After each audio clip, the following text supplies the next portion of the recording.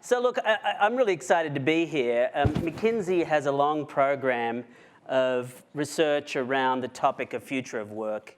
And at its core, the question is, how is automation and technology going to change the workforce and the labor market as we know it? So there have been really two aspects to this work, and I'm going to concentrate more on the latter. But the first question is really, how will automation and other technologies cause jobs to be lost, gained, or transformed at the national level? And that tells you a pretty interesting aggregate picture. But as Kitty said, it doesn't tell you the picture about what's happening on the ground in local communities. And so we sought to answer the question of what would be the projected impact of automation, and we decided to look at about 10 years, on places and people at as granular a level as we could understand it. So that's really the work I wanted to share with you today. Let me start by saying much of the conversation about jobs being lost or has been about jobs being lost or displaced. And there is some of that.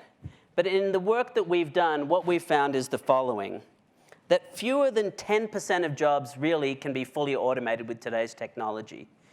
By far the more important transformation here is that there are about 60% of occupations which have at least 30% of the tasks that are automatable, which really means that this is predominantly a story of jobs being transformed rather than just jobs being lost. And I think that speaks to the fact that everyone in the workforce will experience some pretty significant shift in the nature of their job. The second thing I would sort of say from the national work is we basically looked at automation potential as it exists today. And what we found is that using currently demonstrated technologies, about 40% of work activities have the potential to be automated. But it really varies by industry. And really the last 15 years has been a story of automation in manufacturing. But the next 10 years it's going to expand significantly beyond that, as it has already started to do, into other areas like food service, retail trade, and the back office of companies, just to give a couple of examples. So that's the industry picture. Let me now take a look at the job picture. This chart has a lot of bubbles on it, but let me explain what it actually means. The bigger the bubble, the more jobs in that category. The bluer the bubble, the less educational skills are required for that job. So you can see office support, food service, production work. They're the jobs where, in general, fewer people have bachelor or more level credentials. And what you can sort of see is that the jobs with the greatest displacement potential also happen to overlap with those that have lower educational requirements. So that really says something about, and we'll see later, about the importance of education in being in professions which are less automatable. Now, I also want to share with you a little bit about the way in which the impact of automation will be felt by different demographic groups. And there's a lot of nuance in the research we did, but I wanted to highlight a couple of things. The first thing we found is that individuals with a high school diploma or less are 4 times more likely to be in an automatable job than someone with a bachelor's degree or higher. And they're 14 times more likely to be in an automatable job than someone with a graduate degree. That's the first thing. The second thing I would say is that because communities of color tend to have had more limited access to quality education in the past and currently, they're more vulnerable to being displaced by automation. So of all the racial and ethnic groups in our research, we found that Hispanic workers, for example, were in jobs that had a 25% or so likelihood of displacement due to automation over the next 10 years or so. The third thing I might highlight is that young workers are actually particularly susceptible going forward in our modeling to the vagaries of automation. So let me give you an example why. We think that jobs like retail and food service now present themselves for automation. And this creates a series of interesting challenges, which is, for many people in the past, these were the jobs that were the entry ramp into the workforce, and that's how you learned a series of skills which then carried. So the question is, what are the alternate pathways for young people? On the other end of the spectrum, there are workers age 50 and over who are also at risk of displacement in certain categories, but they face a different series of challenges, the most significant of which is the difficulty in then getting into new jobs. If you look at people aged over 50 in the last recession, what you found is that of all age groups, they were the ones who after 9, 12, 18 months struggled the most to find themselves in new jobs. So these are some of the demographic groups that will face challenges as a result of automation. I want to skip ahead a little bit now and talk about place, about local communities. And I really want to share with you this new work we've done, in which what we did is we took all 3,069 counties in the United States, we took 315 cities, and for every one of them, we looked at the composition of jobs in the economy, we looked at the skills required for those jobs, we looked at which of those skills were automatable, and based on that, we made projections about job losses and also job gains. And what we found, very simply, is that this is not a simplistic story of rural versus urban. It's not a simplistic story of the heartland versus the coasts. It's not that the Southeast is different to the Northeast is different to the Pacific Northwest. It is a really granular story of each community is different. I know the next speaker, Mary, has done a lot of work on this, and she'll share more details. But so what I want to present to you is this extraordinarily complicated map.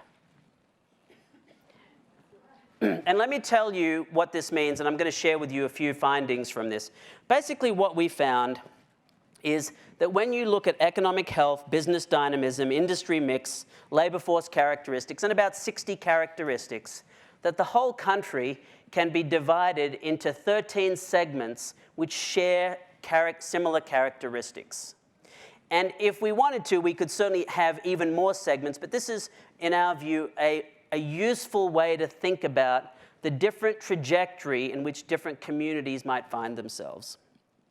So let me share with you some of the findings from this. There's a set of cities which we've called the urban core. Think of them as the 25 biggest or fastest growing cities. So we've called them the mega cities and the high growth hubs. They include cities like Atlanta, Chicago, Miami, New York, San Francisco. Or in terms of high growth hubs, they include the cities you've heard about: Austin, Charlotte, North Carolina, Denver, Nashville, Raleigh in North Carolina, and San Jose in California. So they are what we call the urban core. And let me sort of say, they represent about 30% of the population. Since the recession, they've accounted for 2/3 of the net job growth.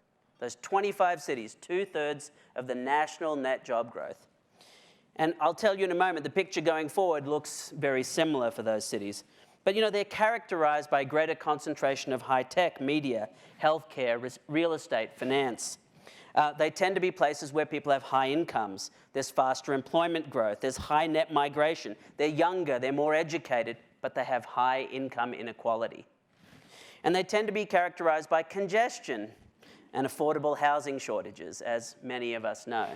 So that's the first broad category. I'm going to not talk about all 13. I'm going to talk about 5 broad categories. The second is the urban periphery. They happen to be the 270 counties around these cities, or around cities in the United States. They represent 15% of the population. They also have strong net migration as people want to be near job centers. And many people who live in the urban periphery go to work in the urban centers, the urban core. And they tend to have higher concentration of healthcare, retail, logistics, or service industries. And then people go to work in the big cities. So that's the urban periphery. There's then a set of what I would characterize as niche cities. They're about 50, 56 smaller cities, and they represent a much smaller fraction of the population, about 6%. But they include college-centric towns. They include Ann Arbor, Michigan, Chapel Hill, North Carolina, College Station in Texas. And then there's a group of what we call silver cities, which are retirement-heavy communities which are growing quickly. Asheville in North Carolina, Prescott in Arizona. I think you can probably guess there are a dozen or so of them in Florida. And then there are small powerhouses which in the last decade or two have really built economic clusters around technology and other industries. And a great example is Provo in Utah with technology, or Fort Collins in Colorado with aerospace and defense. But they're really clustered around a particular industry and they're growing quite quickly. And so these kind of cities, these niche cities, they're attracting workers and companies, and often there is a relatively lower cost of living and a higher quality of life. So these are the niche cities. In the middle, there are a set of cities which we've broadly characterized as the mixed middle. There's some economic vitality, not as much as the high growth cities. There's stable cities like Cincinnati and St. Louis. There's smaller independent economies like Lancaster, Pennsylvania, and Winston-Salem in North Carolina. And there's some places where manufacturing still has some vibrancy, some more than others, Rockford, Illinois, Oshkosh, and Wisconsin. So they're slower in terms of economic and job growth. They tend to have higher unemployment, and they tend to have a moderately educated workforce. And that's about a quarter of the country, or 180 cities. And they require some really special attention as we think about the future. And the last category is perhaps the category which has some of the most challenging characteristics. I was struggling to figure out the right word to use for that without being overly negative. But I'd say there are 54 what we'd call trailing cities, really struggling cities. Flint, Michigan, Bridgeport, Connecticut. So there's about 50 cities. But in addition, there are 2,000 rural counties. 1,000 of them are weakly to mildly positive in terms of economic growth. The other 1,000 are really struggling. Economic growth is bad. Job creation is bad. They represent about a quarter of the country. And since the last recession, they've barely added any jobs whatsoever. So a quarter of the country, 2,000 counties, really, really struggling. What I'm now going to show you is a different map which takes all these counties, and what we did is we projected the job growth from now till 2030 in every one of these counties and in every one of these cities.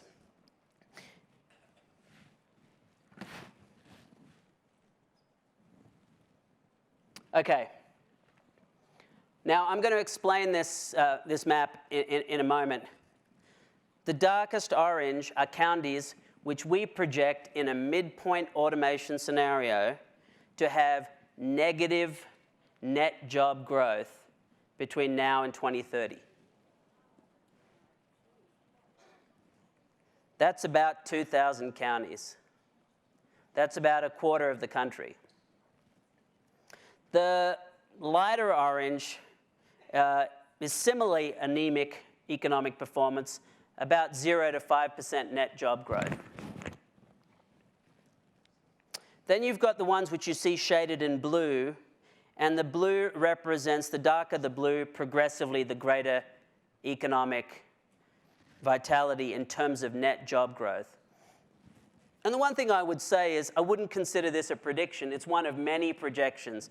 We've made a series of assumptions about the characteristics of each of these markets. We've made assumptions about the automation potential. But impressionistically, what does it tell you? It tells you a couple of big things. The first is that the 25 cities I mentioned before are likely to account for 60% of net job growth. 25 cities, 30% of the population, 60% of net job growth between now and 2030. The other big takeaway, as you can see from the orange, is that there are 2,000 counties and trailing cities, which are about a quarter of the population, which will have flat to declining net job growth. And of course, this raises some very interesting questions about how to tackle this. What political implications does it have? What policy prescriptions do we need? So this is sort of the core of the research that we did. I'm going to just dig into this picture a little bit and show you a different view. This next chart takes the exact same data and says, what does this look like for each of the 13 segments? And the difference in this page is I've compared the 10 years since the 2007 recession to our projection going forward. So let me explain what that means. It says in megacities, for example, that there was 9% net job growth in the megacities from 2007 to 17, and we project 11% going forward in this midpoint scenario. And you can see the high growth hubs, the small powerhouses, the silver cities, the college-centric towns look like they'll have pretty significant or reasonable job growth. And if you look over to the far right-hand side, you see the two rural segments, one which is performing slightly better than the other, which we've labeled here Americana, and the other 1,000 counties, distressed Americana, which look like they could possibly have mildly negative job growth. Now, what you might have thought is that growing economic divergence might have prompted a wave of immigration from distressed areas to thriving job markets, or sorry, rather a wave of migration. But interestingly, that's not actually what the data shows. And I'm going to share with you some information about geographic mobility. And what's interesting about this is that geographic mobility in the United States has eroded to historically low levels.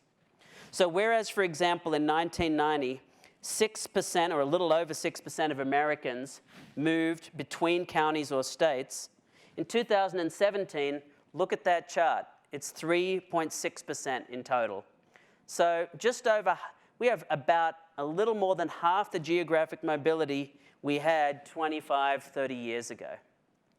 And that has historically been a way that the labor market has worked and people have found new opportunities as they've gone from areas with less vitality to areas with more vitality. Now, there's a lot of speculation about why that is.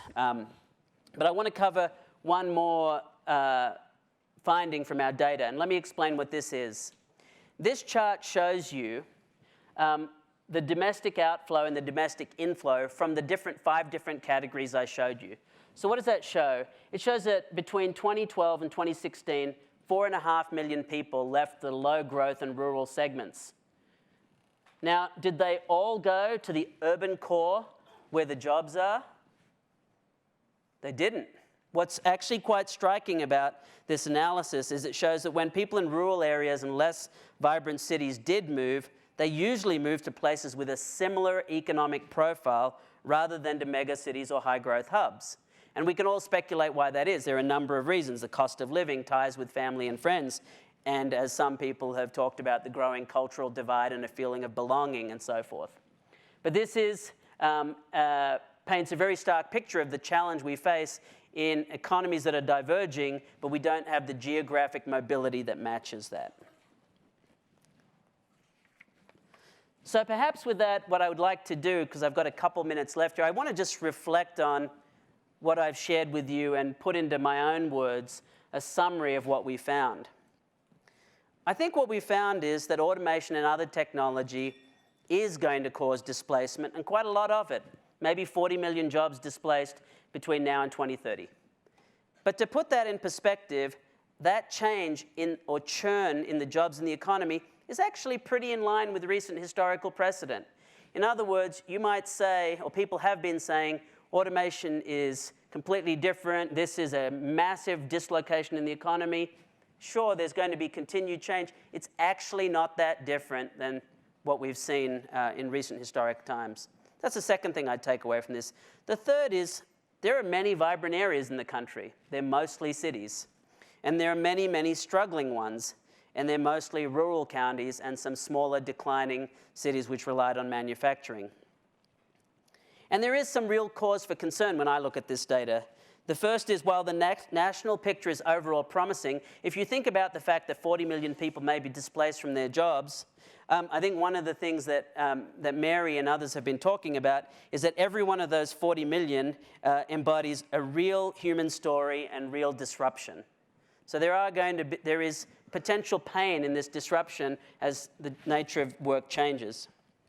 The other cause for concern, I would say, is that those with less education and communities of color are particularly vulnerable. The other thing I would also say is that mobility overall, but particularly to more vital areas, is low. And maybe that's because cities, at least in part, that are vibrant, have thrown up virtual gates. What are those virtual gates? They've limited the housing supply. They've underinvested in public transportation. And there are a range of reasons why, for many people, cities, even though vital, have become less active. So what can we do about this? I don't propose to cover this in this particular talk, but I'd offer two things. That the places that are improving, there's a full ecosystem of actors working together. It's companies working together with educational institutions and labor agencies and NGOs and industry associations and labor unions. That's where magic is happening and better than average performance. And I think the last thing is we're going to need to more fully deploy and scale things that we are seeing working in some parts of the country to others.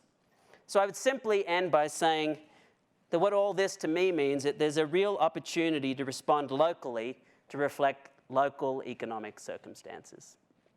Thank you. So the city of Chicago has a very rich civic culture. There are a million different community trusts and things like that. And Penny Pritzker is at the center of almost all of them. Not hardly. Penny has had a successful career in real estate investment, and of course she was Secretary of Commerce under Barack Obama. Now you have come back to Chicago. Yep. What are you doing there? Well, besides my business life, what's interesting right now that I'm focused on is something called P33. So, and I think this research is really interesting. It was obvious coming back to Chicago that we're punching below our weight as a tech city. And we have all these great assets, but we're not making use of them and we're not benefiting from them. And so a guy named Gladwyn, who's a tech entrepreneur, considered a unicorn, built a company in Chicago, sold it to IBM for $1.4 billion, so he's a big deal. We have one in Chicago.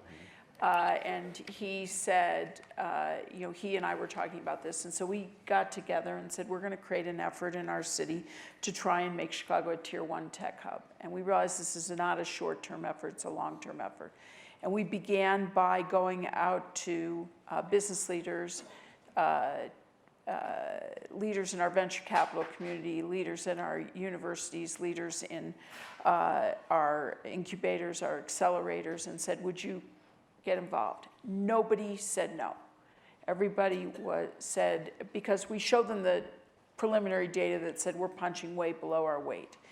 And so then we engaged with McKinsey and BCG and Accenture. In fact, they volunteered to help us, which was pretty amazing. And we did a year of research, which Oscar Munoz, the CEO of United, said, he said, if we don't get the research right, then the answers we come up with will be wrong. And we pulled together all of this data about ourselves, including surveys of 1,200 tech leaders around the country, to find out what do they think about Chicago. And of course, what we learned is that they love themselves, they love the cities that they're in, and we in Chicago, we love our city too, but we also learned that Chicago had the lowest score of technologists around the country about how they felt about other cities. So our net promoter score, the differential, was widest. And so that led us to say, okay, what are we going to do about it? And we really, after a lot of research, came to the conclusion we need to pick clusters of our economy that we're going to focus on and address the gaps in those clusters. And so we picked 4 clusters. And one is business IT, so think of information, managing information. Industry 4.0, think of advanced manufacturing, advanced logistics, advanced materials. Natural for Chicago, we sit in the middle of the country. Like everything goes through Chicago. We have a great transportation hub. Third is food and ag. We're in the middle of the Midwest, so think of agricultural, biotechnology, new seeds, things like this. And process improvements in terms of food processing or food production or food availability. And then finally, health and life sciences, because we have some of the greatest established companies, whether it's Baxter, AbbVie, or Abbott in Chicago, and we also have some of the greatest research at University of Chicago and Northwestern. And so we picked these 4 clusters where we have an authentic right to win, and then said we're going to come together and we're going to work on 3 things. Commercializing our science. Second is creating an inclusive talent pipeline into each of these 4 areas. And third is tell our story, change our narrative. Right. So if I understand it, you're not trying to create the next Google, you're trying to create technology within existing industries. Yeah, basically, hopefully will come out of it is new companies. It'll also be companies that are small today. We have 10 really promising industrial tech startups. They're struggling to get traction with customers. They're struggling to grow or get venture funding. Chicago, it's interesting. The data, our venture funding is relatively small, but we have the #1 outcomes in terms of return on investment if you invest in Chicago. We have produced the #2 number of computer scientists in the world. I mean, in the nation, but they leave to go to the coast. Gotcha. And so what do we do? Okay, let me ask a rude question. I used to cover the Soviet Union for the Wall Street Journal, and there was a steel plant I went to see, and I happened to see it when there was a Japanese steel executive there. And the Soviet steel executive asked the Japanese executive, how far behind are we to you? Are we 8 years behind? Are we 10 years behind your technology? And the Japanese executive said, you're forever behind. Because not only were they ahead, they were improving faster. So that's the rude question about Chicago. Like San Francisco, Boston, they have well-established networks, they have cultures. Why should Chicago think about tech as opposed to all the other industries it could go into? Because tech is a part of everything. And what we have is we have these incredible assets. We have great universities in Northwestern University of Chicago, U of I, which is producing the computer scientists that are going to the coast. We also have 35 of the Fortune 500 headquarters. We've got great incubators and accelerators. And what we found is people are just working in their silo, doing their thing, and not working together. And the solutions are being looked for elsewhere as opposed to taking advantage of the assets where we have an authentic right to win in these 4 clusters. Now, when you were Commerce Secretary, your purview was the entire country. Mm-hmm. And so there was a lot, I assume, emphasis on national policy making. Mm-hmm. Now you're back doing local development. How do you think about those 2 different scales? Well, I think that, at the end of the day, most things that get executed locally. And, what we've been is in Chicago, humble about what we're good at and humble about what we're not so good at and trying to figure out and learn from others. And I think that in terms of, Chicago's our 3rd largest city in our country. We need, as a country, Chicago to be successful. We don't want it to fail. And according to McKinsey's study, we're large. We may not be growing as fast, but we're at least large. And so we have a ton of assets to deploy.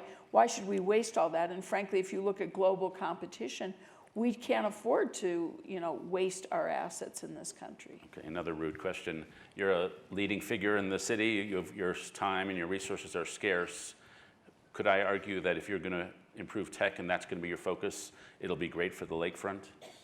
And not so great for the rest, it won't matter as much to the rest of the city. But that's the whole point about an inclusive talent pipeline.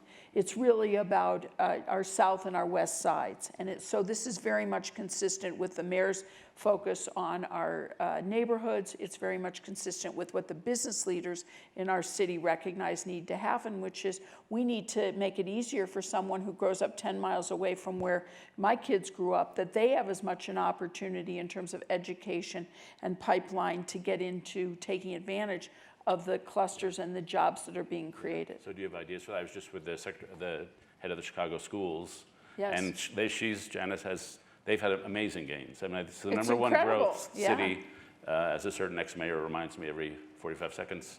And so how exactly are you going to integrate the kids who are now getting through school, getting into community colleges? Do you have a specific plans to get them into tech? So we're right at the point where we're beginning to develop those initiatives. But my expectation of what we will do is to integrate the efforts going on in terms of commercialization with the training to make sure that this training is available. And it means we're going to have to look all the way down into middle school. As you know, you've written about this. It's not just starting in college that you figure this out. Kids have got to become aware. Families have got to understand the opportunity. That's why we have to tell our story, not just to other cities around the country and around the world. We have to tell our story to our own families about here's the opportunity. I mean, when I was growing up, it was, become a doctor, lawyer, or, something like that. it was a ticket out of, or a ticket to opportunity. Today, it's cybersecurity. Today, it's advanced computing. Today, it's AI. Today, it's machine learning. Well, you say that to and I saw this as Secretary of Commerce, you say that to a parent who has no clue exactly what you're talking about, and they're like, okay, I get it, but how do I help my kid get access to that? And so it needs to be, it will start with, Janice, and she's completely on board and understands. It starts with Juan Salgado, who's also here in our community colleges. And then it goes all the way up through whether it's Illinois Tech or University of Chicago and on and on. We've got to have greater connection of all of that. Just a final couple of questions. What'd you learn being Commerce Secretary you didn't know before? Oh God, a lot of things. A lot of things. Very humbling. I learned a lot about government. And I also learned a lot about managing at scale and inspiring people. And one of the things I learned is about that our federal workforce is highly undervalued and that we treat them terribly. And if I were running any kind of business and treated my workforce that way, they'd up and quit. We tell them that we shut down the plant, we shut down the government, we tell them we're not going to pay you, but you have to show up. Then we say we're going to pay you who showed up, but we're also going to pay the people who didn't have to work. I mean, it's crazy the way we run our government. And the other thing I learned is, at some point you need to think about restructuring government. It's as I've said to Satya Nadella, the CEO of Microsoft, imagine if Microsoft in its 45-year history had never restructured. Think about what the change that we just talked about, and we haven't restructured how we've thought about running government. It's kind of nuts. Just to underline that, whenever I get to sit in on a government meeting, I'm always impressed by the professional people there, the career people. They're astonishingly talented, not making all that much money. It's always very impressive. Well, Jim Fallows asked me on a panel about the deep state, and I said, you mean the 5 Nobel Prize winners at the Department of Commerce, the people with extraordinary expertise about trade around the world? I mean, it's amazing, and it was a real privilege to work with those folks. And one final question. If I read that graph correctly, a third of the country will get getting 2/3 of the growth. Yes. How do we think about that problem? It's a terrible problem. We've got to figure out, I think this challenge of mobility is a really serious issue, and I think the point about housing, it's very much connected to, that's great, I should move, and because the job opportunity, but I can't afford to move, I can't afford a house, I can't afford to live there, and oh, by the way, there's so much congestion, even when I can find a house anywhere close or a place to live, I can't get from there to my work. And that's about a lot about underinvestment in infrastructure. Okay. Well, I ask rude questions because that's what I do. But Penny Pritzker has been, for all of us who love Chicago, we have a lot to thank Penny for. David, we have a lot to thank you for. You enlighten and educate us every week, so thank you very much. Thank you. Penny Pritzker. It's often said that zip code determines destiny. And one young woman who I met said, that is so discouraging because I grew up in a zip code that doesn't look very promising. And that nearly broke my heart. Zip Code Economies was born out of a moment of, I would say, almost despair on my part. My zip code here, where I've lived for 22 years, is 94610. And it looks so completely different than the zip code I grew up in, Baldwin, Missouri, zip code 63011. And I can stand in both communities and see that the people share the same goals. And if we share the same goals, how is it the divides are so big? And I decided it was important that we build a bridge. So we made Zip Code Economies to let people see that everyone else is just like them. Shared goals, shared values, just living in different parts of the country. Economic research tells us that zip code is destiny. But what I learned is that that is not always true. When you hear the people's stories, when you hear that communities can create not only hope, but opportunity, that they rally together for one another, and that only thing they desire is to give back and contribute and make the lives of future generations better than the ones that they have, it's inspiring. Economics is about people. This is a show about people and about community and about how they come together to make change and make the world a better place than what they inherited. Welcome, Mary. Thank you. Now let's first start with you. You're a trained economist, I am. and so you were raised in a certain way. Where'd you get your PhD? I got my PhD at Syracuse University. Okay. And you were raised with a certain model of human nature and with certain data sets and skill sets to measure how humans behave. You seem to have semi-rejected that for a more human scope of how to understand people. You know, it's interesting. So because of my past, and many of you may not know this, so I lived in a lower income family in Baldwin, Missouri. We lived with, we were pretty close to the bone, so we were one economic or health shock away from falling through. And when I was 15, we fell completely through. And so I dropped out of high school and I worked and I saw these types of people just be displaced. And then I went on to get an economics PhD and studied the data, but I really never forgot where I came from. And so more than rejecting it, I feel like I'm augmenting it. I got the skill set that will make me credible in the world of policy. And then I'm going back to grab the people that tell the stories about why we make policy in the first place. Yeah. So tell us, you know, I've been on a journey for this weave thing I do with Aspen, and you've been on a journey, and you find very distinct places and very powerful people. So could you just tell us some of the stories you heard that left a mark on you? Well, to be honest, Zip Code Economies is the most transformative project. It's the best thing I've ever worked on in my career. And when I read about Weave, we're all trying to do the same thing, which is to surface the stories of people who have, despite considerable challenges, you know, made their way and found a way to contribute. And so one of the places we go, no matter where we go to visit, we always go to a local school. And in Firebaugh, California, which is the first place we visited, and just to give you a little bit, that has a town of 8,700 people. It's located outside of Fresno. It is 87% first-generation immigrant.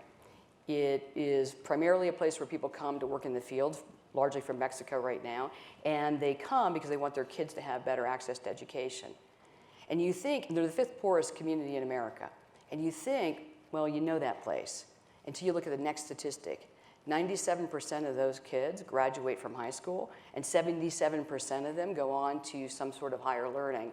And then they often choose to come back and work in Firebaugh to lift their communities up. And those were stories of not just people, individual people, but an entire community that had that as their moral ecosystem, as you've said. You know, they're rallying around that. And a similar story comes out of East Palo Alto, which is 2.6 square miles surrounded by tech giants. And somehow they manage to have a community where love is the thing that they transfer, and that love generates mobility. And so while they have these challenges, and that the slides we saw about communities from Andre are so, they take your breath away almost, there are communities out there who live in those left behind that are still not leaving themselves behind. Yeah. Do they have basic faith in the system? There's a lot of discussion of capitalism may be broken. How do they think about it? How do you think about it? They do have, this is the most remarkable thing that I found in terms of how they relate to the economic system. They do have faith in the general economic system, but what they want is a place to participate. So I went in thinking they really might want voice, and what I realized in the end of the journey is they want agency. And the agency and the voice together gives them a place at the table. This woman named Amika, who runs the East Palo Alto Academy, she says, I start right at the beginning telling people we need, these are fifth graders, sixth graders, sit up straight in your chair because we need you. You need to participate in your education because we need you around policymaking tables if we're going to bring others along. And the students do it. And then they end up majoring in things like neuroscience. I mean, it's just, it's quite remarkable, but it isn't as we often hear it, that they want to divorce themselves from society. They just want to have their rightful place at the table, and they think their time is now. And is education the source of agency? Is that it is the source of agency, and that's the thing that if you go to any of the communities we went to, they really drill down on this idea that education is their mobility. And you know, I'll tell you something they're actually quite agitated about, is that there's a big debate. It largely takes place, and I don't mean this in a dismissive way, but it largely takes place among academics and people who have their children going to four-year colleges about whether four-year colleges are for everyone. And then you go to a community of color or low income and they say, that's our ticket out. So yes, we're going to have apprenticeships and yes, we're going to have opportunities for people, but let's not ignore that the best way to get ahead in the United States is to get a college education. And instead of saying, well, they're not ready, let's go wonder why they're not prepared. And I thought that was really a great learning. It gave me insight into we need to listen to the people in those communities to know what they want. Yeah, Jetty was here earlier in the week, and he has extremely granular data, really block by block. It's amazing data. Yeah, and what's impressive about it is how what he measures is, say, he measures mobility. Say you grew up in a family earning $26,000. What are the odds that a child in that family will rise to, say, $50,000? And demographically similar neighborhoods just across a boulevard, radically different outcomes. Some kids staying at 26, half a mile away, going up to 50. How do we think about that? Like, why does that phenomenon exist? So one thing that, not using Jetty's data, but using just more aggregated data that I find, is a statistic I come back to again and again, is that if you look at kids born into the lower part of the income distribution, and you look at the chances they get up, it all has to do with whether they get a 4-year degree. And you think, oh, well, that's the magic bullet. But then you look at the fact that only something like 9%, depending on here you're calculating, it's all under 10% of those kids ever get a 4-year degree, then it just reminds me that again and again and again, it's about getting education, and then why one block has it and one block doesn't. What I have found by going in and doing zip code economies is it's largely that these localities have to wrap around. They have to have parents, teachers, the students, and the local government all saying we're going to swim in the same direction, and that direction is our future generations have to have a better opportunity than we're sitting in right today. Yeah, when I was listening to Raj, I was thinking, on Halloween, I live in Capitol Hill in Washington, D.C. On Halloween, there are some blocks that are awesome blocks. My block is not an awesome block, so we don't get that many kids. But 3 blocks over, there's a street which is an awesome block. So why is that awesome? Right. It's because there are 3 or 4 magnetic families who decided to make it awesome. Right. And it's actually individuals even who create a local culture. Absolutely. You know, one of the things that we heard again and again when we went out and did the zip code economies is that, and you've all had this experience, I'm sure. Remember back when you were kids, and maybe you lived in this family, maybe you went to this family. There were families on the block who were the families that when you walked in the door, this is what I would do, I'd walk in the door and they'd say, Mary! And they'd be so excited and they would embrace me and all the love they had for their family kind of got poured onto me. And what we found is that there are people in these communities who are those people, and they embrace. And then what happens is it's a virtuous cycle as opposed to the negative cycle that we often hear about. The question is, how do we give those people, how do we lift them up so that someone in another community, maybe they become the advocate for that? Right. And that's where I think, if you look at Jetty's data, the key, and it's not a policy goal as much as a key is if we spread what can work, maybe the person over the next block says, okay, I'm going to be that person, I'm going to be that family. Yeah. I love an emotional economist. That's a good thing, I think. Yeah, it is a good thing. It's a swimming upstream thing if you're an economist, but you get to it, it's okay. Now, one of the weavers we brought to Aspen is a guy named George. He lives in North Wilkes, North Carolina. And it's a town that has a very clear history. Lowe's Hardware was started there. NASCAR was partly started there. I think there was a Holly Farms there, Yala Furniture. It all went away. They collapsed in the 90s, had the opioid crisis before the rest of the country. And now they're trying to dig it up. And so the question I think about for kids in that community which we visited is, should I stay or should I go? Right. So, and Andre talked about the mobility, like, right. What's the right answer or what's the right proportion of answer? And then what do you think about the drop in American mobility? Did you get any insights into that? Sure, it's concerning about the drop in economic or geographic mobility that Andre just clearly showed. And we've been puzzled as economists, researchers for a long time about why it fell off. But if you look at that map that Andre showed, you really start to get a indication that geographic mobility alone won't solve the issues. There's just too many parts of the United States who are going to be left behind. And so then it's about maybe getting some geographic mobility so that children go away and then they come back. Because if we don't do that, if we don't start creating some vibrancy in these communities that are going to be left behind, we're going to end up with very localized pockets of success and a vast swath of the American geography that's completely left behind. And this is going to interrupt a lot of things. One of them is the aggregate statistics that we're computing to do most of our policy are no longer going to reflect anyone's experience. They're going to just be the average of a bimodal distribution of experiences. The other thing I'm going to say is that we're leaving so much talent on the table, and we're facing a very slow growth economy in the future. The next 20 years is not going to look like the last 50 years in terms of growth rates. But the only way to change that equation is to make some of those orange areas, I think they were orange, Andre, to make some of the orange areas more like blue areas, to really start to lift up this and stop leaving talent on the table and try to bend this curve or change the speed limit, whatever metaphor you like, but to just get more engagement. Yeah. So how local should we think about policymaking? Is the most important policy lever at the national level? Or would it be nice if there was a national policy lever, but we've just got gridlock in Washington, so we have to think local? Or should we just be thinking local? So I have to say I've spent my entire career studying public policy.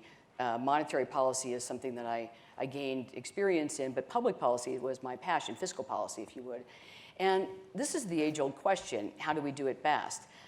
In my current world, and I look around, what I find is that people would like it if our national policy had more momentum than it currently does, but they also recognize that national policy sometimes it's a one-size-fits-all program, but at the local level, communities are quite different. There's quite a lot of heterogeneity, and one woman said to me, you can't just give us money and a plan, you have to give us freedom to again have our own agency. And so some combination is the right answer. The problem is combinations are complicated, and we don't really think hard about how do we get freedom to apply things and use the money or the resources or the overarching desires to do local policy. So I'm on the local side a little bit more than I used to be when I first started out of grad school, but I think it takes both. Yeah, I have a friend who works at the American Enterprise Institute, and she's worked there a while, and she said it used to be people would come and be our interns, and then they'd get a job in Congress.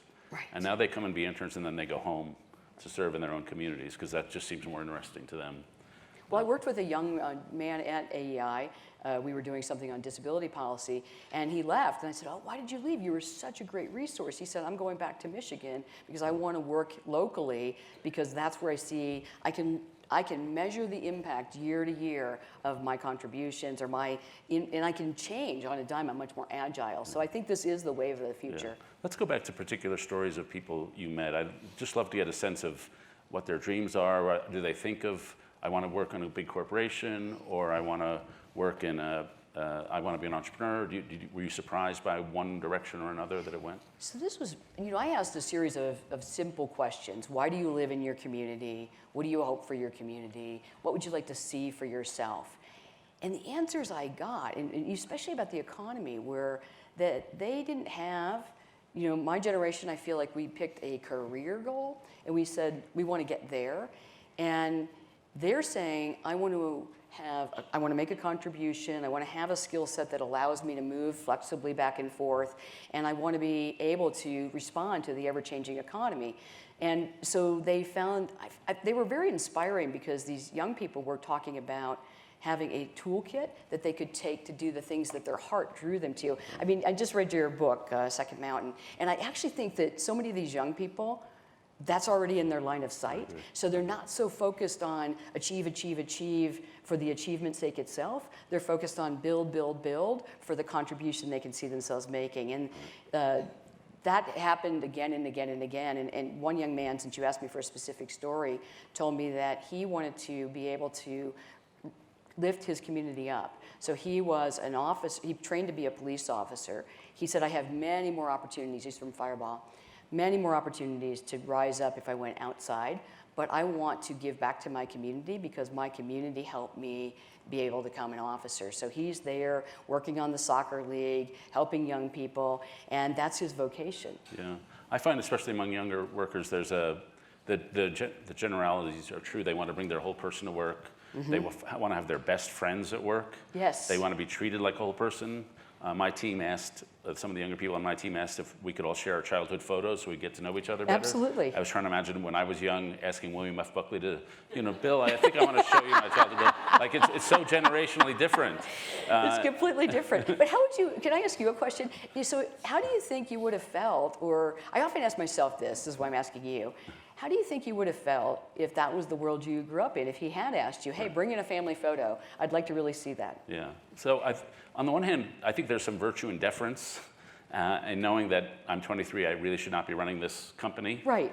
But on the other hand, bringing the whole self to work, I think is an overwhelmingly good thing. Yeah. I worry a little about, are we really friends if we're on the same company, if we have to make decisions which mar our relationship, and maybe it's better to have more distant relationships. I think there's some tension there. But I think we're going through a whole person revolution in every field. Well, healthcare is not just treating the body. Right. Schools are not just treating a brain on a stick. Everybody's emotional life is all involved, and I think that's overwhelmingly, generally a completely wonderful thing. Yeah, my wife wrote a book on organizations that transform lives, and it was supposed to be for nonprofits, but a lot of the interest has been these aging boomer CEOs who've got to deal with these kids who want to have a moral crusade in the workplace. And how do I deal with these guys? Right. No, I face this in the Federal Reserve. We have 1,700 employees, and we want to attract and retain younger talent. And you're right, there is this combination of recognizing it takes a while to build skills, and experience does have value, but also learning, and I feel like I'm always in this reverse mentoring relationship where I'm getting a lot of information from younger people about how they want to live, and then using that to set the strategy for our bank and what we do. And that balance is hard, but it's back to where the question you asked me about federal versus local policy. The world's just more complicated, and I think having a little bit of this nuance it's going to be hard. We'll bump into each other, but it's likely to be super better than otherwise. Yeah. Let's get depressing here. You talked about younger people. Let's talk about some older people. Okay. And so I met a guy in South Dakota. In 2015, I wrote 800 columns on the theme, "Don't worry, Donald Trump will not get the Republican nomination." And I realized that year I was living in Washington. A lot of my life was in New York, and I was teaching at Yale. So I'm on the Acela, so how could I get out of touch with America? And so I went out after I was wrong, and I spent almost every week since somewhere in the country. And I met a guy in South Dakota who had his best job at 35, and every successive job was worse. And he told me the best day of his life. He had this job when he was 35, and the plant got new technology, new equipment that he was not qualified to supervise. And so he thought he'd just quietly slip away, and so he packed up his office, he had his box, he opened the door, he was just going to slip away. And the 3,500 employees of that plant had formed a human tunnel all the way from his office door to his car door, and he had to walk through the human tunnel, and they applauded him all the way out. And that was like the best moment of his life. But everything else, he just wasn't qualified for a lot of the jobs. The jobs weren't there. South Dakota, this part didn't have a growing economy. There was no fracking or anything like that. Did you encounter that kind of stuff? The stuff that explains the election of Trump and other anxieties. So I'm going to go back to a story from Fireball because they have one of the most well-developed understandings of that phenomena that I have witnessed. So in Fireball, as I mentioned, people come, they often leave jobs in Mexico where a young man told me that his parents his mom was a social worker, his father was a veterinarian. They migrate to the US so that their kids can go to school. And they work in the fields. And what the people it's West Hills Community College, what they recognized is we are, again, leaving so many people disenfranchised because the best time of that gentleman's life or that mom's life was probably the day they crossed the border because they have so much hope for their kids, but their careers peaked when they were 35.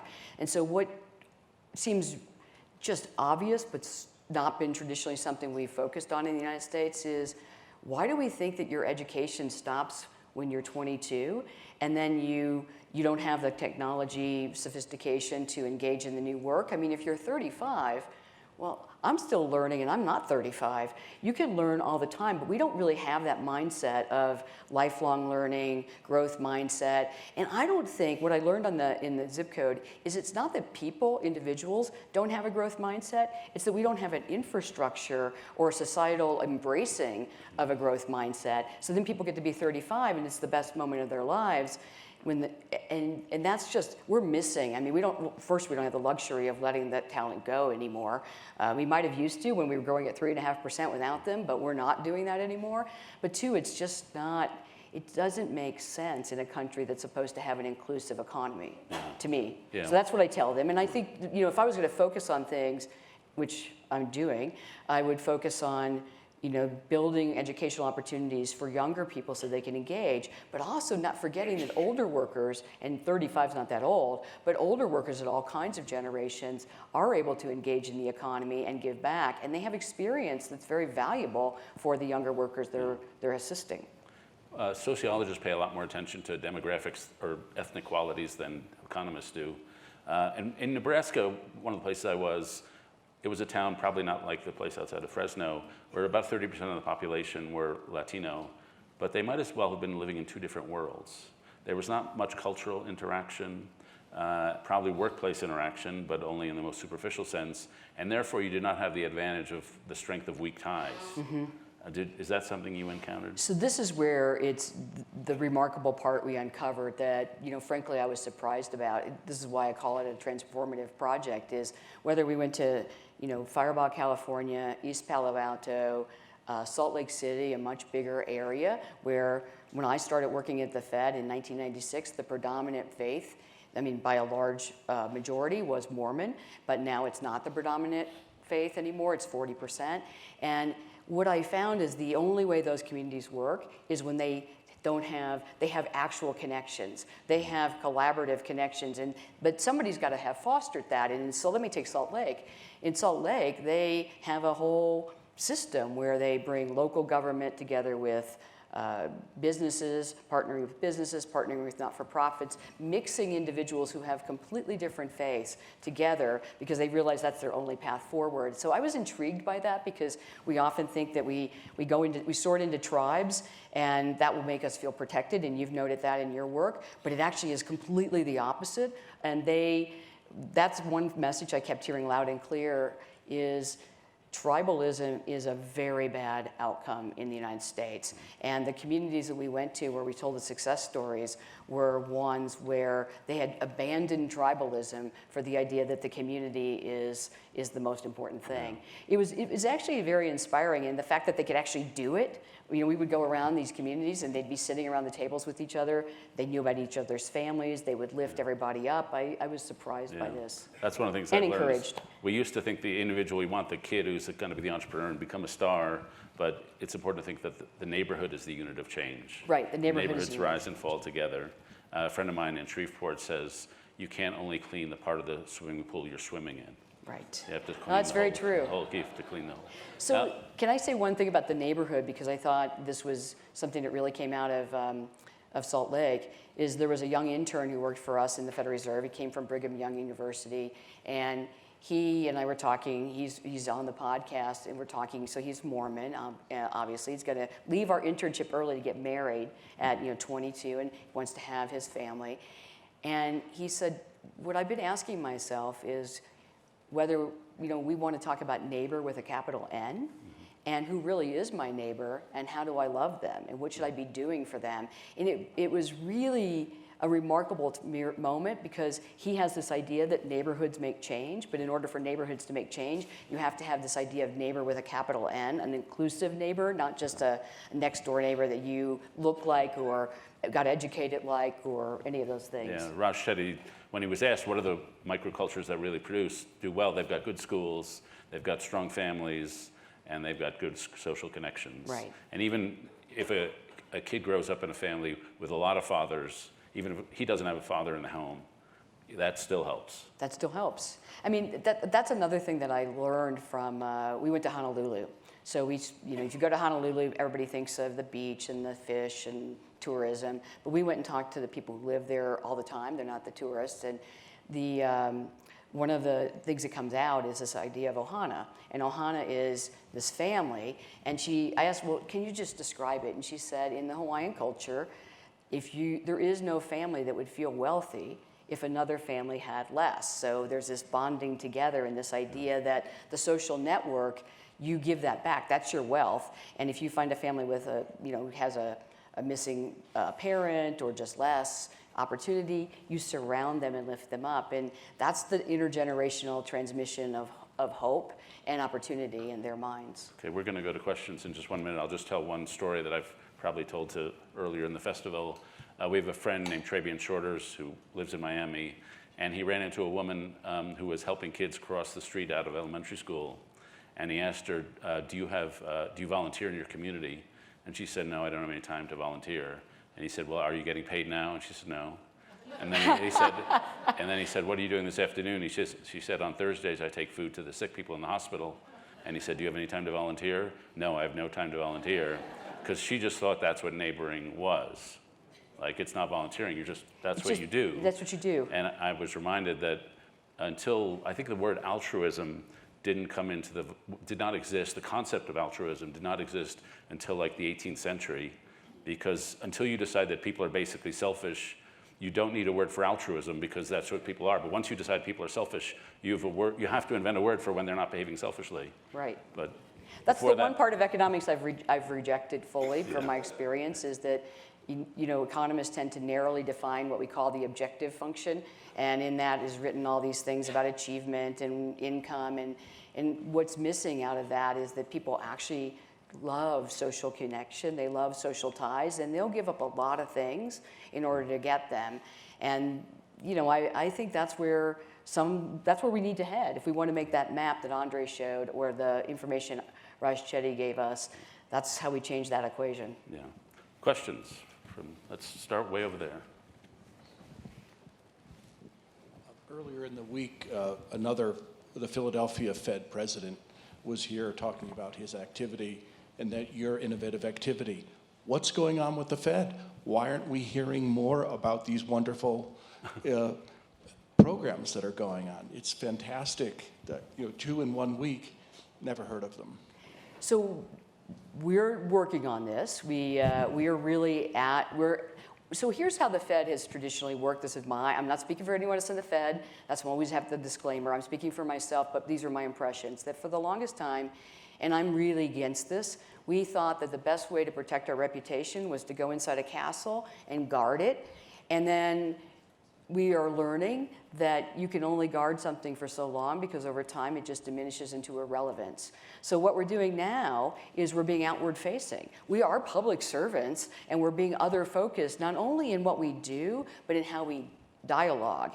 And I think we're in the very beginning of that. You saw Chair Yellen when she had the chair, and then Chair Powell now engaging. We're on a Fed Listens tour, for example. But we're in the infancy of this, and what we're doing right now is simply trying to share the programs. I've been working on Zip Code for 2 years. We just launched it on Friday. We're trying to share this, but I want everybody here, if you can take away one thing about the Fed, that we have this new mindset, which you can see spreading across all the banks, and that is, we are your Fed. And so that's different than an institutional mindset where we'll pronounce and hope you like it. It's more of we are your Fed. So you'll see more and more of this, but I totally agree with you that we've been short on telling our own story and thus not really explaining how community interested we are in the lives of the people we serve. How should we think about the fact that one of the best institutions in our government is least connected to elections and politics? Maybe democracy wasn't a good idea. No. Now, how do you think about that? Well, this is something that I think a lot about, but I don't think about it quite like you framed it. I think about it in that, what's the value of Fed independence? And one of the things that's valuable about Fed independence is that we have a variety of different ways in which people come around that FOMC table. So if you're a governor, you're getting nominated, and then Congress appoints you, says yes, confirms you. But if you're at one of the regional feds, the 12 regional feds, that's one of my roles, then you've been elected or chosen through a search by the board of directors, which are themselves, by definition, business leaders, and bankers can't be involved in this. So these are business leaders and community leaders and labor leaders.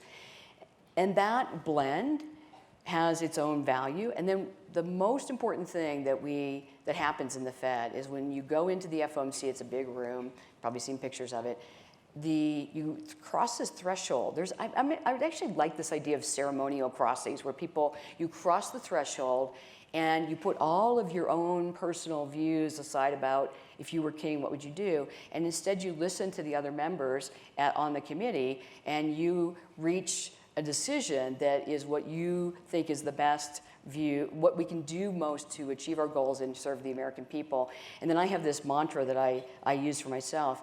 The best policymakers, and these are my colleagues at the Fed, where we do all our work, we do the best we can, and we're confident about the decision. We're curious. I guess we start with curiosity, want all the data. Then we're confident when we take the decision. But then the minute we walk out, we're humble about whether that decision is the right one for tomorrow. And so I like this idea of humility, which we heard from Penny, and it's just this idea that you have to be humble and constantly curious, confident, humble to be able to do your job well. Okay, I think we had a question right over here.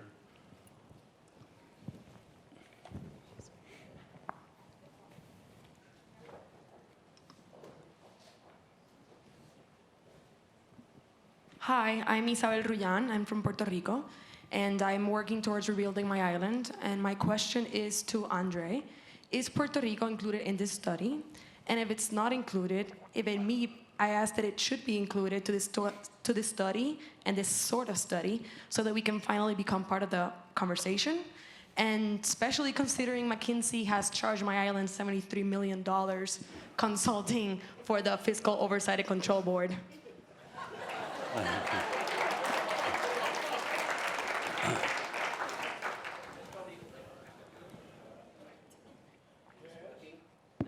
Yes, there's probably only one good answer to that, which is that Puerto Rico will be in the analysis if it's not already. Very political. Well played. Okay, thank you for that. Okay, I see a question right here. I see two in a row. We'll do. Awesome. I'll take it. Hi, I'm Jovian Zane. I do work around purpose, and I'm very curious, Mary, and you too, David, your why, like your why in your work. And I can imagine that's evolved over time. And in particular, Mary, I'm curious, as you've gotten into the zip code economies work, what is one particular lesson or story or something that touched you that fundamentally shifted the way you show up in life right now, and that has impacted the way you think about your purpose during this chapter of life? And David, you too, and I know you're on the second mountain, which we love, as you think about how you've been operating through the WEAVE program. You want to go first? And after you. Okay. So it's going to be hard to pick a single thing because I feel like the whole experience of zip code changed me so fundamentally. So I have always been, just because of my own upbringing, a person that has gratitude and has a sense that the only reason I got there was because people helped lift me up. And if I don't turn back every day, essentially, and try to give back to that, then I'm not doing my part. I'm not doing my part at all. But what happens oftentimes when you study economics for a living is you become very focused on the data. And so the most transformative thing that happened to me is that I'm very familiar with the maps that Andre showed. I'm very familiar with statistics that tell you that zip code determines destiny. And I am holding myself accountable to the following thing. The data alone, the kinds of things we can tabulate and measure, don't tell the stories of the American people and so we're looking at an incomplete picture. So my commitment is to be not just an economist who sits inside my room and tabulates, but actually an economist and a person who goes out and sources from the people in those communities. What do you think about your situation? What would you like to have? So my contributions now have changed. In my mind, when I think, what am I contributing? I'm as likely to stop and ask somebody what their experience has been as I am to look at a statistic. And I think that I know, well, it's not even I think, I know that's made me a better person, it's made me a better economist, and it's made me a better leader. Yeah, I guess I would say I started Weave partly because 45,000 people kill themselves every year, 72,000 die of drug addiction, our democracy's in peril, people are bitter and angry. And to me, these reminded me of George H.W. Bush. He's walking across the Yale Quad, and he hears about Pearl Harbor and walks right into the recruiting station. And these seem to me like silent Pearl Harbors. And they call on all of us to do something extra. And so we all have to do something beyond what we normally do. And so to me, that was trying to see how to investigate the people who are rebuilding community and solving the crisis of disconnection we have in the country. And I think the surprise of it was it kicked my ass off the journalistic perch. Journalism, I tell journalism students, I mentioned this last night, if everyone around you is doing the wave and you don't do the wave at a football game, then you have the right kind of aloof personality type to be a journalist. Like, we don't do stuff, we watch stuff, and then we write about it. And the notebook is a barrier between us and the world, and we're very comfortable there. But so I'm out near Athens, Ohio, and I'm with a woman named Sarah, and she's telling me about coming home from antiquing, and she walks in the door, and she says, "I'm home," and silence. She thinks her kids are playing trick or treat. There's the mattress on the door to the stairway down to the basement. She walks down and sees her husband slumped over, and then sees one of her kids on the sofa with what she thinks is chocolate all over the sofa. And she touches him, and the kid is cold. And her husband had killed their kids and himself. So you walk through you sit in there with this woman, and you can't help but be emotionally opened up by these experiences. And so to analyze society from a faculty lounge is very different from having, frankly, the experiences we probably both have. And so the effect is to be emotionally vulnerabilized. Right, and absolutely. to try to spread that, frankly. So in zip code economies, I think one of the things that surprised some of the people we visited the most is they would tell me their stories, and they were just impossible for me not to become glassy-eyed. I would become emotional. And that was the surprising thing, because then they were opening up and they saw that their stories moved me. They changed me as a person. And I fortunately didn't hear a story that, sad, but we heard many, many stories where people felt that they were being observed by people like me as opposed to being seen by people like me. And so you asked me that question, and I think this is the answer I want to give you. I've stopped being an observer. I'm trying every day to hold myself to a different standard. I want to be a seer. I want to see the people in front of me and really take in what they have to say. I want to thank you for asking that question. One of the things, this is my 14th Ideas Festival, and one of the things I've noticed over the years is sometimes when you ask people about a personal question, they deflect it onto a public policy answer. And so it's nice to have more personal conversations in this space, right here.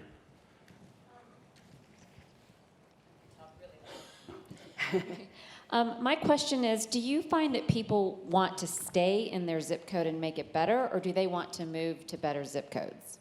So that was the surprising thing. Again, I mean, you can see why it's transformative. Every time I tell you something, so that was super surprising to me. But I thought that there would be, especially in East Palo Alto or Firebaugh, California, where there's not a lot of opportunity in their areas, they want to stay.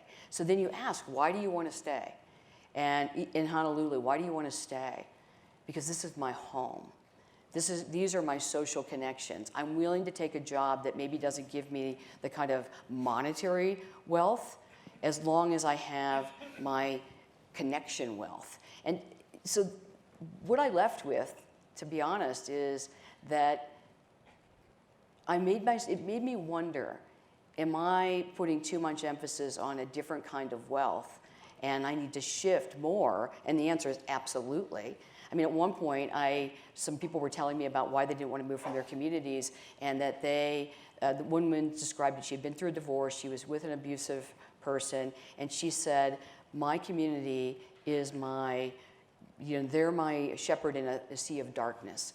And I wanted to know, am I anyone's shepherd in a sea of darkness? Am I doing that? And so the answer is yes, they want to stay. And what makes them want to stay is the things that we miss in our economic models. They want to stay because of the connectivity. Let's go right here. I think Arturo Brandenburg, this is a fascinating discussion on, I'm an economist focused on international economics. So you obviously see the similar problems at the zip code level than at the country level. And one of the great frustrations for our economists is that we don't know the magic formula to tell a country how to change. So I wondered if you have come to any ideas on how to tell a zip code how to create that culture that is a positive culture as opposed to a negative culture. So it's a hard question, and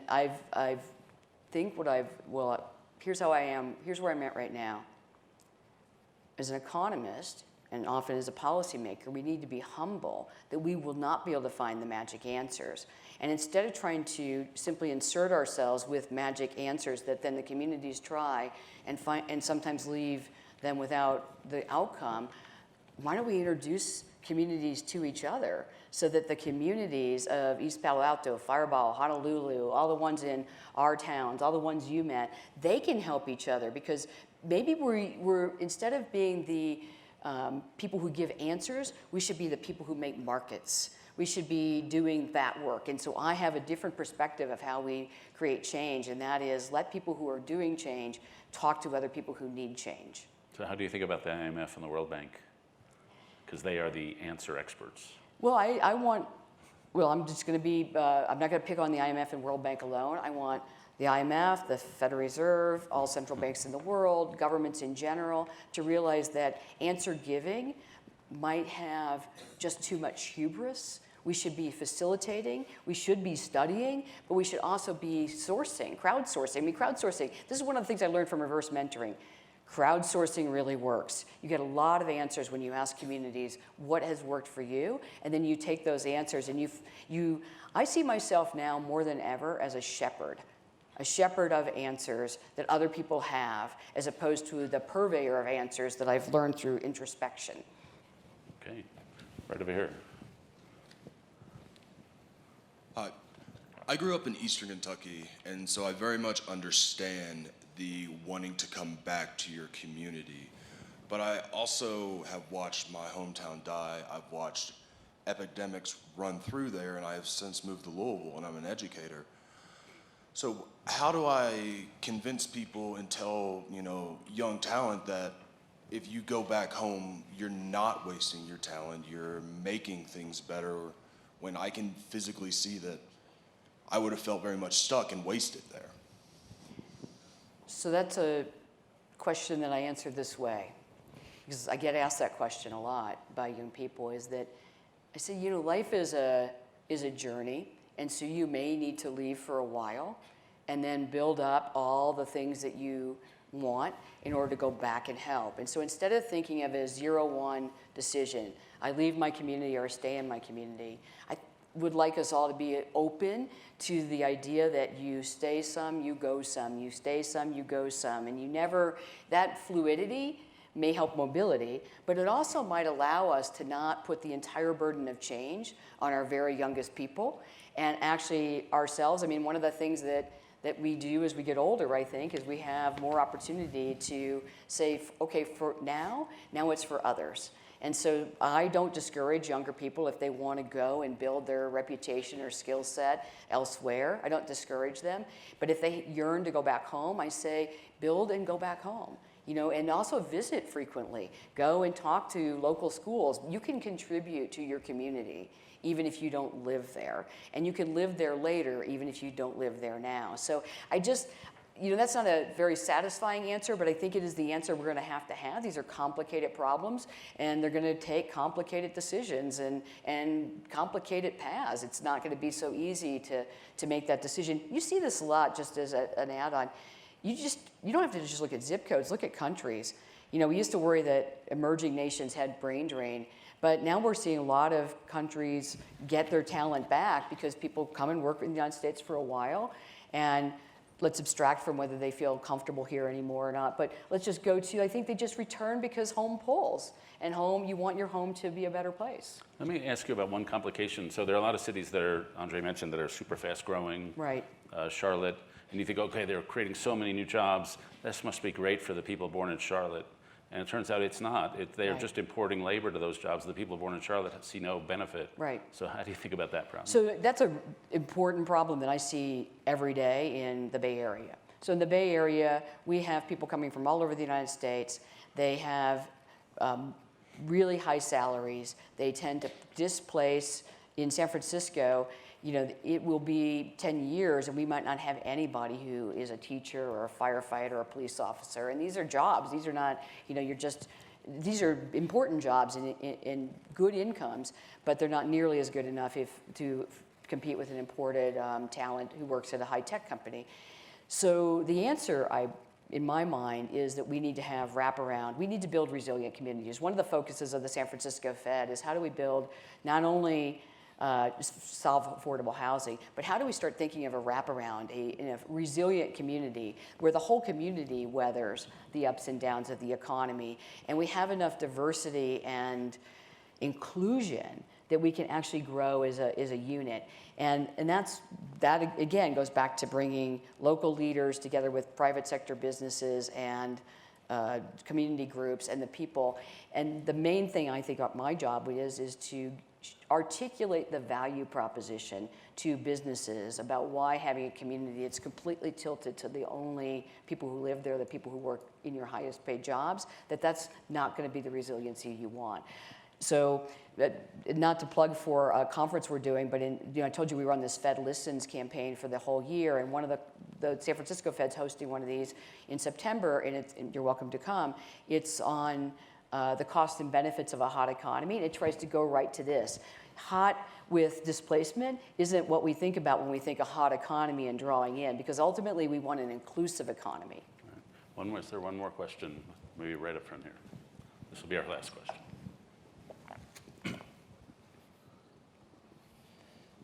Back to the personal, I'm really struck by your story and by how you've overcome so much. And I'm sort of curious what resources you called upon in your life. Some people would call that grace, some people would call that grit. What was it that propelled you through incredible adversity as a child, through lots of challenges that you faced in so many different dimensions? And how do we cultivate more of that in our culture to empower people who are struggling? So I look back on it, the most important skill that I was able to develop is really not a skill like we typically think of it. It's really just a sense of being resilient.